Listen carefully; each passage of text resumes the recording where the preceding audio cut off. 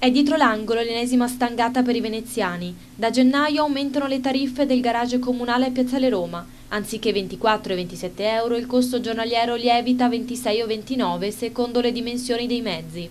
I rincari riguardano non soltanto le tariffe giornaliere ma anche quelle mensili e peseranno sulle tasche dei veneziani e dei turisti. I veneziani, possessori di vetture più piccole, potrebbero arrivare a pagare un abbonamento massimo di 75 euro, mentre il costo per i veneziani, possessori di vetture di dimensioni maggiori, sfiorerà i 210 euro al mese.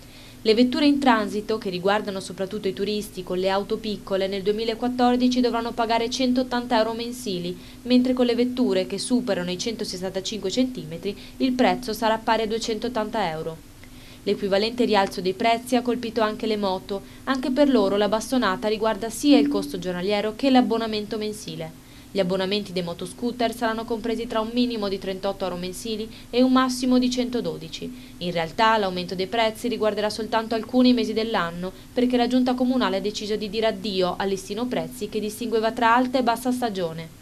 Le tariffe sono state uniformate perché ormai i flussi turistici sono diventati costanti quasi tutto l'anno e poi è innegabile il peso che ha avuto sulle decisioni di AVM l'aumento dell'IVA dal 21 al 22% e la necessità di adeguarsi al tasso di inflazione.